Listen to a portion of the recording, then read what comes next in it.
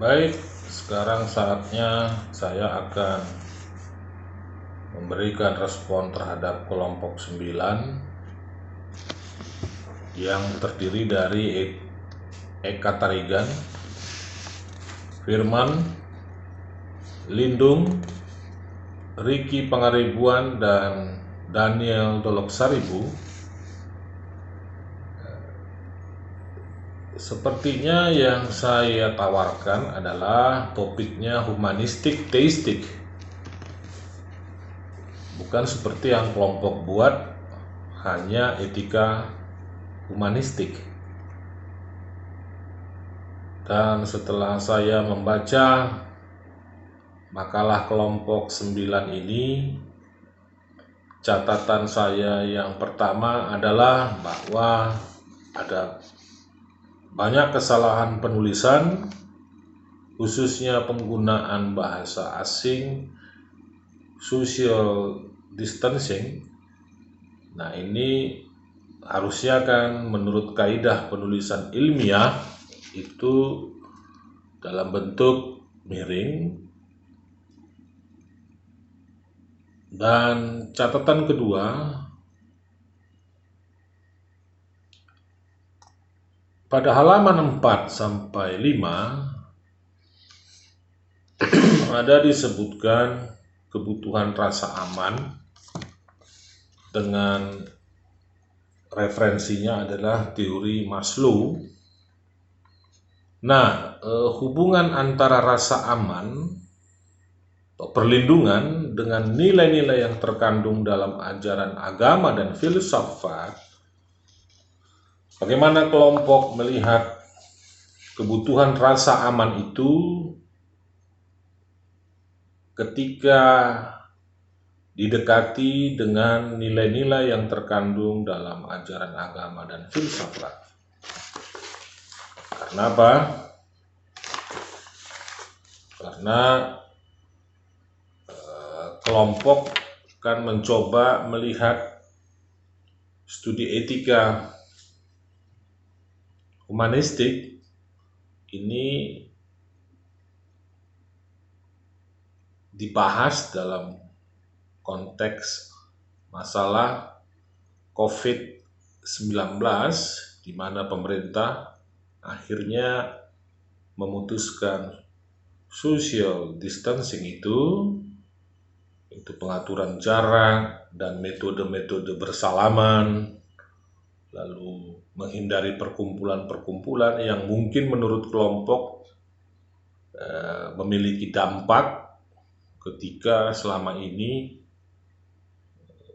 praktek-praktek itu, yaitu berkumpul, berkaitan dengan misalnya kegiatan-kegiatan sosial, beribadah, lalu kegiatan-kegiatan budaya, lalu yang selama ini mungkin bersalaman, lalu akhirnya tidak bersalaman lagi dalam bentuk berjabatan tangan, tetapi harus menggunakan tanda saja tangan di dada dan jaga jarak.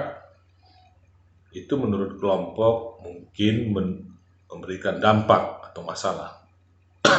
Nah, lalu kebutuhan rasa aman itu berjumpa dengan nilai-nilai yang terkandung dalam agama dan filsafat, di mana ajaran agama khususnya orang cenderung ingin mendapatkan rasa aman juga dan perlindungan. Nah, bagaimana hubungan antara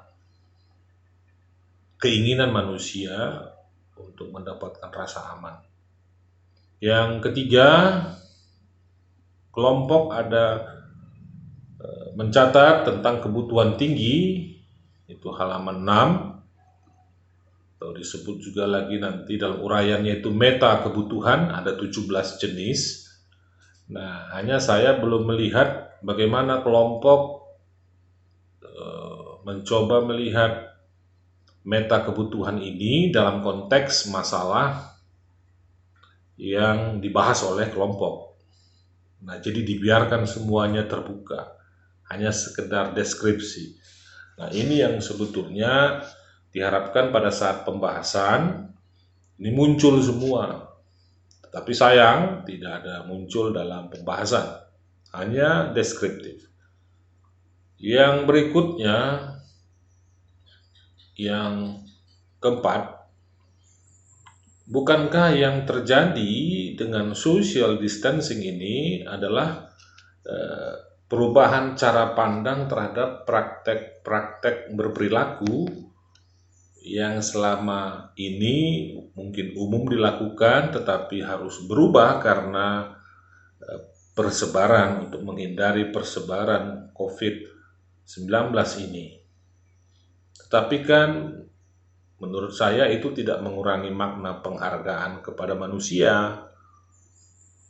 Jadi yang tadinya konvensional, salaman, tapi kemudian berubah karena ada masalah ini. Nah, ini kan bisa nggak dilihat oleh kelompok bahwa keputusan pemerintah ini adalah untuk mengurangi persebaran. Sehingga kalaupun dirubah cara-cara yang selama ini konvensional itu dirubah sebagai bentuk penghargaan kepada manusia. Nah, justru sebaliknya, bukankah juga karena ketidaktaatan masyarakat atau kelompok-kelompok manusia yang tidak taat pada social distancing ini juga menunjukkan bahwa ada gambaran tidak menghargai hidup manusia. Justru ini kan adalah tidak adanya penghargaan terhadap manusia yang lain, karena akan mengakibatkan penularan terhadap virus itu. Nah, ini bagaimana kelompok melihat ini harusnya soal ketaatan atau tidak ketaatan, obedience dan disobedience. Nah, yang berikutnya, yang kelima, saya melihat bahwa kelompok di dalam melakukan pembahasan masalah ini masih sangat sederhana, tidak menukik, dan tidak mendalam. Nah, pada pembahasan itu cenderung saya lihat deskriptif terus. Nah, bagaimana kelompok mencoba mendalami lebih dalam lagi harusnya, melihat kalaupun ada side effect dari social distancing ini, nah ini yang harusnya dilihat, sehingga mungkin pada akhirnya kelompok menawarkan sebuah alternatif atau perspektif cara baru melihat apa itu penghargaan terhadap hidup manusia. Nah, jadi saya lihat masih sangat sederhana. Yang terakhir, yang keenam ini, kelompok menggunakan teks Mazmur 91 ayat 5 sampai 8. Nah, saya nggak tahu apa alasan kelompok menggunakan teks ini, karena saya coba akan menyoroti khususnya pada ayat 8 ya. Bagaimana kelompok melihat ini? Dikatakan di situ, engkau hanya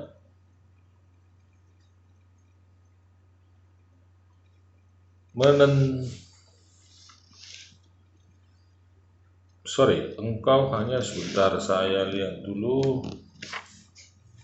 mana ini. Engkau hanya menentangnya dengan matamu sendiri dan melihat pembalasan terhadap orang-orang fasik. Nah, bagaimana kelompok melihat ada kesan teks ini kan justru sangat eksklusif dengan kata-kata terhadap pembalasan terhadap orang-orang fasik. Nah, ketika COVID-19 dan menyebar ke seluruh dunia ini, apakah dalam konteks penyebaran virus atau munculnya virus COVID-19 ini bentuk pembalasan terhadap orang fasik? Hati-hati kelompok dalam melihat ini. Nah, saya butuh jawaban kenapa teks ini digunakan dalam pembahasan makalah ini, karena yang saya tangkap adalah sebetulnya side effect dari social distancing ini yang ingin ditelusuri dan didalami. Jadi silakan kelompok memberikan respons terhadap pertanyaan-pertanyaan saya, dan nanti silakan berikan respon di bawah channel YouTube saya ini. Dan mahasiswa peserta kuliah etika yang lain, jika ingin juga mengajukan pertanyaan kepada kelompok, munculkan juga di channel saya ini. Begitu juga nanti ketika peserta kuliah ini ingin mengajukan pertanyaan kepada saya juga, nanti setelah saya presentasi, silakan memberikan dan mengajukan pertanyaan di bawah YouTube saya yang akan nanti saya upload. Terima kasih, tetap jaga kesehatan, tinggal di rumah, dan Tuhan memberkati.